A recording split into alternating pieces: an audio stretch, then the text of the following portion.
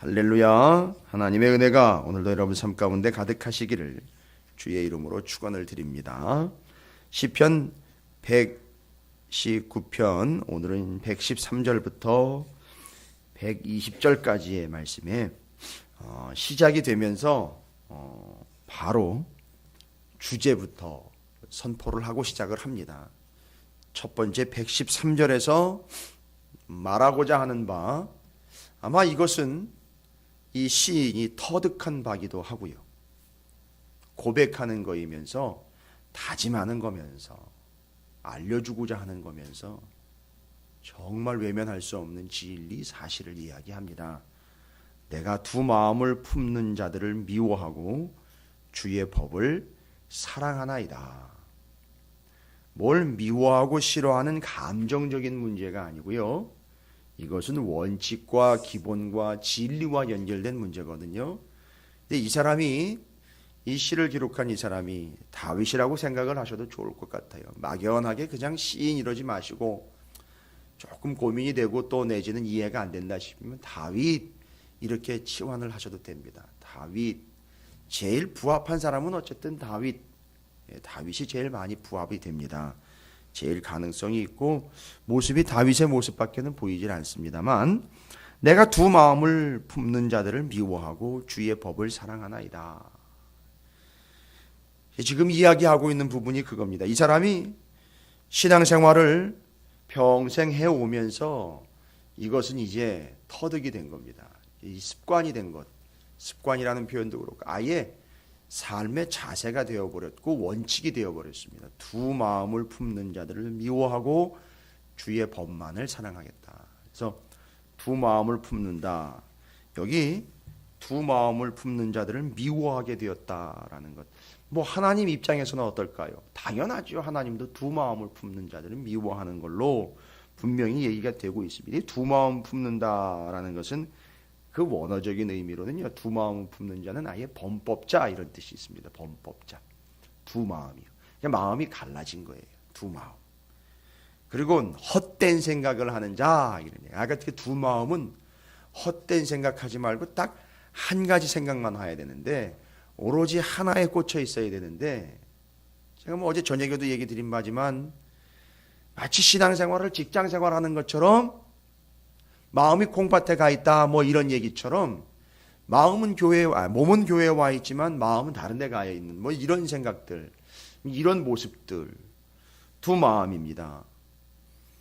그리고 뭐 두 마음의 예들을 보면 여기는 범법자, 원어적으로는 헛된 생각을 하는 자, 다른 생각을 가지고 있는 자라는 표현이 있지만 이 사람한테는 이런 얘기하고 저 사람한테는 저런 얘기하는 거예요. 그럼 확실히 두 마음인 거예요.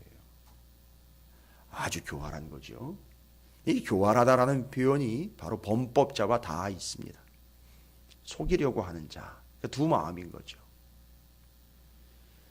마음은 그렇지 않은데 또 이야기할 때 다른 식으로 이야기를 해요. 안 그런 쪽 이렇게 속여가면서 숨겨가면서 이러면 그게 두 마음입니다. 두 마음. 양다리라는 표현도 좀 쓰지요. 뭐 이 표현이 참 은혜스럽지 않은 표현인데 그런 표현들도 가끔 사용을 합니다. 여러분 이게 뭐 여러 가지 설명도 가능하겠지만 성경에 이 두 마음 품은 자들에 대해서 같은 의미로 사용된 중요한 예가 하나가 있습니다.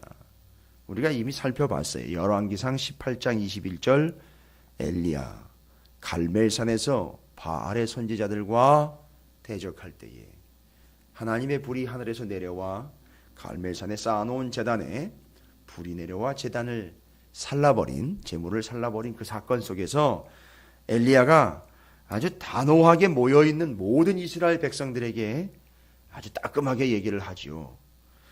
열왕기상 18장 21절에 이미 여러분께서는 그 배경들을 이해하고 계시니까 상상을 하시면서 생각을 하시면서 21절 말씀을 들어보시기 바랍니다. 엘리야가 모든 백성에게 가까이 나아가 이르되 너희가 어느 때까지 둘 사이에서 머뭇머뭇하려느냐.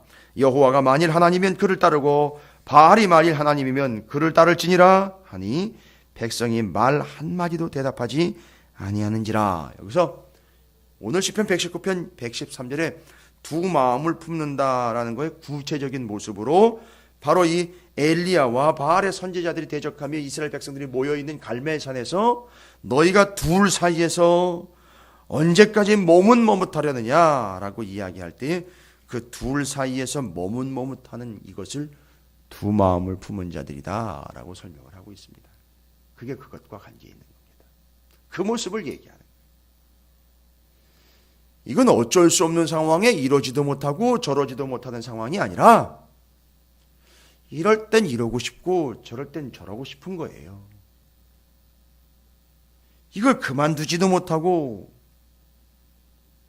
이걸 또 그만두고 싶은 상황인데 이러지도 못하고 저러지도 못하는 상황. 이런 신앙생활을 그렇게 하고 있다니까요. 그게 두 마음이라는 겁니다. 너무너무 갈리는 거예요. 예, 대표적인 예들은 상당히 많이 있습니다. 아나니아와 삽비라 같은 경우도 두 마음이 있는 거고요. 이스라엘 백성들이 바알을 섬기는 것도 두 마음이 있는 겁니다. 여러분, 한 마음만 있는 게 아니에요. 그래서 여호수아가 이야기하죠. 나는 오직 하나님만 섬기겠다. 그러면서 여호수아가 이스라엘 백성들에게 요청하는 게 뭐냐 하면 이 땅의 신이든지 아니면 저 가나안 땅에서 우리를 구원해 주신 하나님을 섬기든지 둘 중 하나 택해내는 거죠. 근데 일반적인 속성이 뭐냐 하면 사람들은 이것도 해보고 저것도 해보려고 하는 거죠. 이럴 땐 이렇게 해보고 저럴 땐 저렇게 해보는 거죠. 양쪽 다 그때의 상황에 따라서 이득을 따라서 정황을 따라서 이럴 땐 이렇게 하고 저럴 땐 저렇게 하는 거죠. 두 마음인 겁니다. 뭐 제일 심각한 문제는 우상과 하나님을 놓고 두 마음을 품는 거죠. 그래서 결국 이스라엘이 하나님을 섬기는 성전, 이 사람들이 예루살렘에 정해놓은 성전 제외하고 두 마음과 같이 다른 곳에다가 두 개의 단을 세웠죠. 베델과 단에다가 다른 전을 세웠습니다. 이게 두 마음인 거죠. 바알을 섬기고 아스타롯을 섬기고 다른 이방의 신들을 섬기는 두 마음을 품는 겁니다. 근데 오늘 시편 119편을 기록한 이 사람은 그 두 마음을 품지 않고 오직 한 마음 가지고 살아가는 사람인 것을, 자기가 자기를 소개하는 게 아니라 자기의 삶에서 두 마음이 아닌 한 마음을 가지고 살아가는 것이 정답인 것을 알고 이 사람은 두 마음을 품은 자들을 미워하게 되었다라고 이야기합니다. 맞습니다. 두 마음을 품은 자들은 미워할 수밖에 없어요. 여러분 이해하시면 큰일 납니다. 두 마음을 품은 사람은 이해하면은요. 그래서 이 사람은 그 두 마음을 품은 자를 미워했다라는 겁니다. 미워했다라는 것은 거리를 뒀다는 얘기고요. 외면했다는 얘기입니다. 그리고 한 마음을 품어서 주의 법을 사랑합니다라고 이야기하는데 이렇게 하고자 하는 이야기와 중요한 주제를 113절에 먼저 이야기를 하고요. 그러면 한 마음을 품는 건 도대체 뭡니까? 두 마음이 아니고 한 마음을 품는 것은 어떤 모습을 이야기하는 겁니까? 물어본 건 아니거든요, 누가. 근데 이 시인은 자연스럽게 113절에 핵심적인 이야기하고자 하는 것을 던져놓고 제시하고는 그럼 누군가 질문할 거 아닙니까? 그러면 당신은 한 마음만 품었어? 라고 물어보면 나는 오직 한 마음만 품었다라고 자랑스럽게 이야기하면 또 그것이 교만이 될 터이지만 저는 어쨌든 두 마음을 품은 자들을 미워하고 한 마음만을 가지려고 그렇게 살아가고 있습니다. 그렇다면 한 마음을 품는다라는 건 도대체 뭔 의미일까? 하나만 생각하고 한 분만 섬기고 한 분만 의지하는 것 맞습니다. 의미적으로는. 그런데 구체적으로 이 시를 기록한 시인이 한 마음을 가지고 한 마음만을 품은 모습으로서 어떻게 소개가 되고 있는지 114절부터 120절까지 쭉 소개가 되고 있습니다. 어떤 걸까요? 한 마음만 품는 것이요.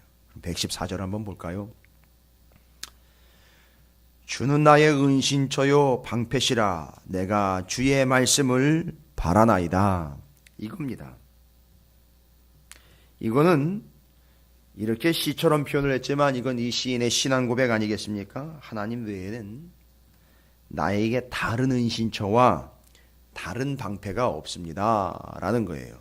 그래서 오직 하나님만이 나의 도움과 능력이십니다 라고 고백하는 겁니다. 그래서 주의 말씀만을 나는 바라겠습니다 라는 겁니다. 그게 한 마음인 겁니다. 오직 하나의 마음만을 품은 사람들입니다. 뭐라고 고백합니까?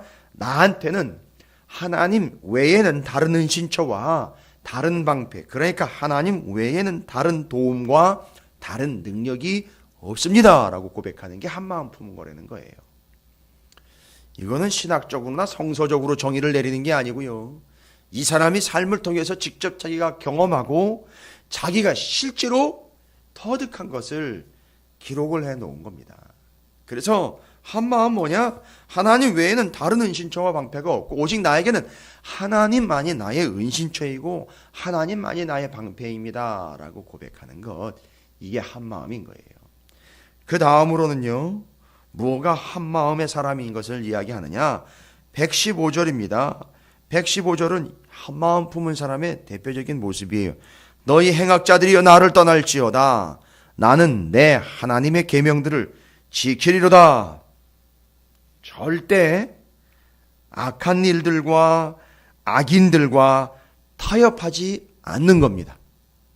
타협하는 순간 몇 마음 되는 거죠? 두 마음 돼버리는 거죠.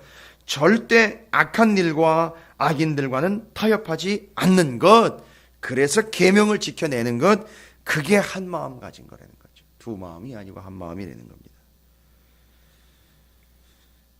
하나님 외에는 다른 은신처, 다른 피난처, 다른 방패, 다른 도움, 다른 능력은 없습니다. 오직 하나님만이 나의 능력과 은혜이시며 은신처와 방패이십니다. 절대 악인들과 악한 일들과는 타협하지 않습니다. 116절에는요 이렇게 얘기를 합니다. 주의 말씀대로 나를 붙들어 살게 하시고 내 소망이 부끄럽지 않게 하소서라고. 부끄럽다라는 것은 창피한 게 아니라요, 마지막 때 비참하게 될 것. 무슨 얘기입니까? 끝까지 소망을 붙잡아야 맨 마지막에 부끄럽고 창피하게 곧 비참하지 않게 된다. 뭔 얘기입니까? 소망 없이 살아가다가 심판으로 떨어지면 그건 정말 비참하고 부끄러운 일이다. 그러나 나는 끝까지 뭘 가지고 살겠다? 소망 가지고 살겠다. 이게 한마음 가진 사람의 특징입니다.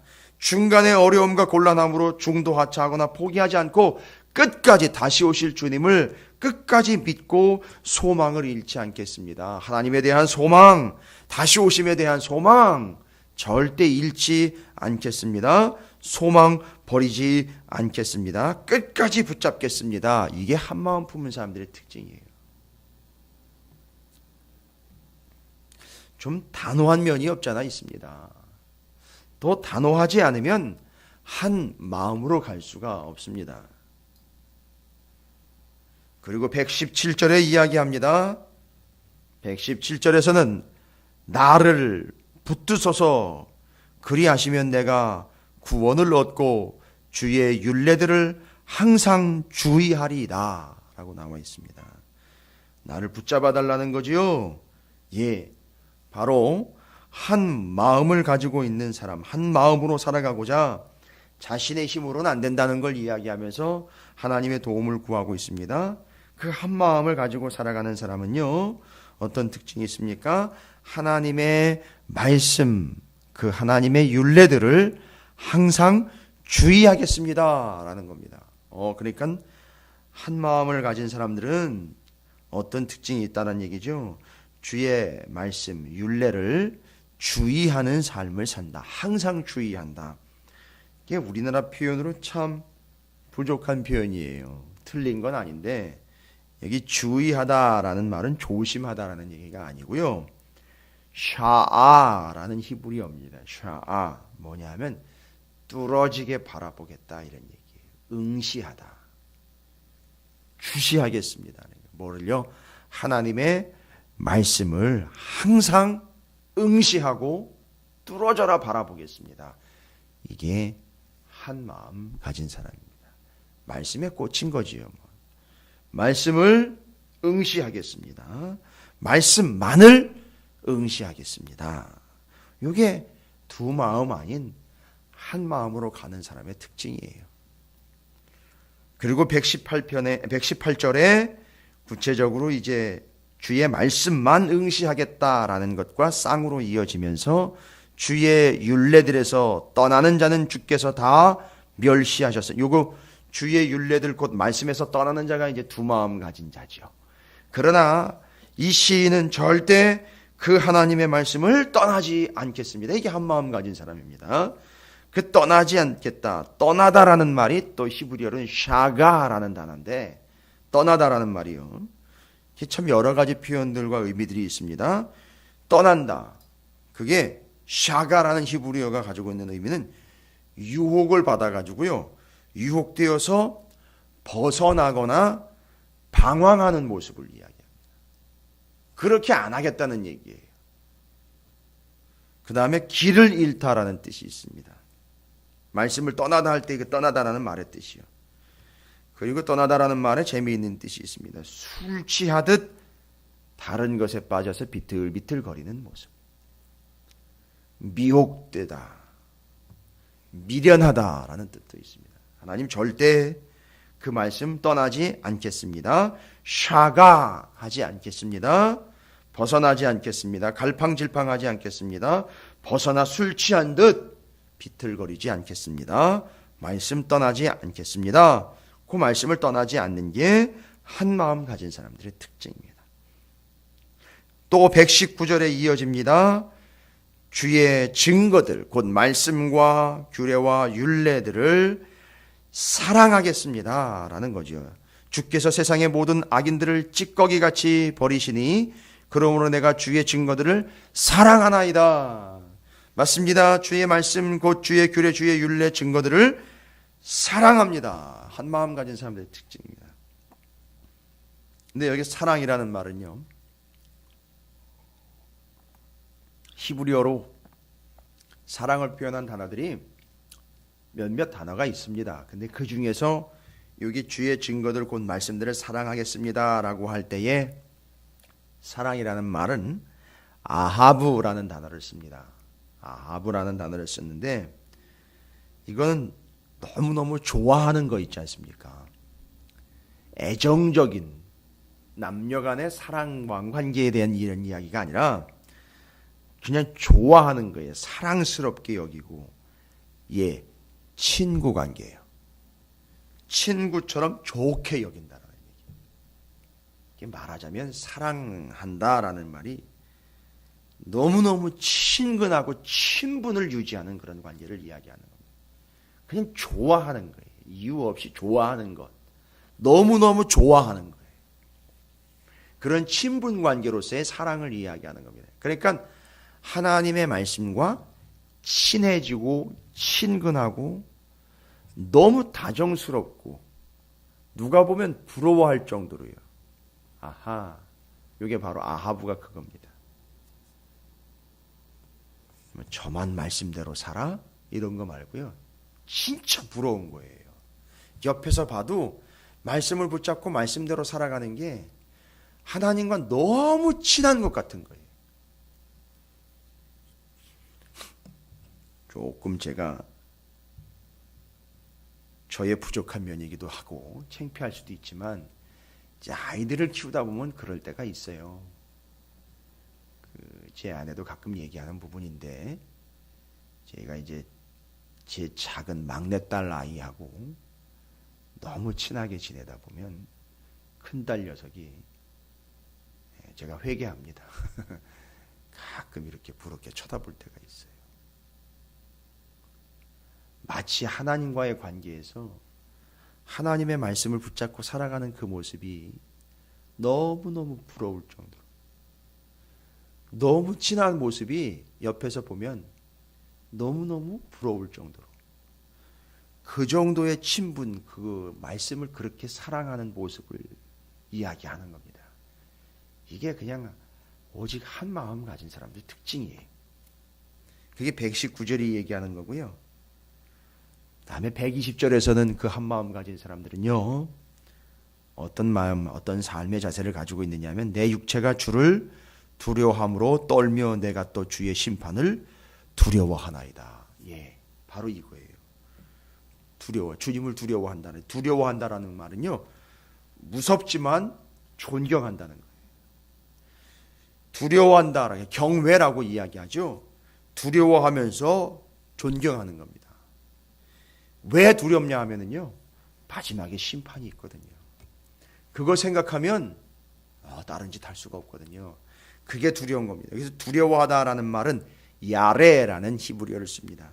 두려워한다. 곧 뭘 두려워하는 거냐면 심판날에 심판주이신 하나님께서 분명히 심판하실 터인데 내가 어떻게 두 마음을 갖습니까? 한 마음으로 그때를 의식하면서 그 두려움과 떨림으로 하나님만을 존경하며 하나님의 말씀만을 따르는 삶을 살아야죠 라고 한 마음 가진 사람들의 공통적인 특징입니다. 하나님 외에는 다른 은신처와 방패가 없습니다. 하나님, 난 절대 악한 것과 악인들과 타협하지 않겠습니다. 끝까지 소망 잃지 않겠습니다. 하나님의 말씀만을 응시하고 주의하고 뚫어져라 바라보겠습니다. 하나님 말씀 떠나지 않겠습니다. 유혹받아서 벗어나거나 떠나지 않겠습니다. 주의 증거 곧 말씀들을 사랑하겠습니다. 친구처럼 너무너무 친근하고 친분 있게 그렇게 꼭 붙잡고 살아가겠습니다. 주님을 두려워하겠습니다. 마지막 심판이 있다라는 걸 잊지 않고 두렵고 떨림으로 주님을 경외하겠습니다. 이게 쭉 열거가 된 게 바로 두 마음 아닌 한 마음을 가진 사람들의 자세다라는 것을 쭉 뒤로 설명하고 있습니다. 여러분, 말씀을 의지해 여러분에게 축복합니다. 그리고 권면합니다. 절대 두 마음을 품는 자가 되지 마시고요. 오직 하나의 마음으로, 한 마음으로 여기 기록된 114절부터 120절까지 한 절 한 절 한 마음 품은 자들의 모습이 소개된 것처럼 여러분의 삶의 모습이 한 마음 품은 자로서 하나님이 여러분 한 사람 한 사람 오직 여러분 하나만을 사랑하며 여러분만을 기대하시는 복된 삶이 되시기를 주님의 이름으로 축복합니다.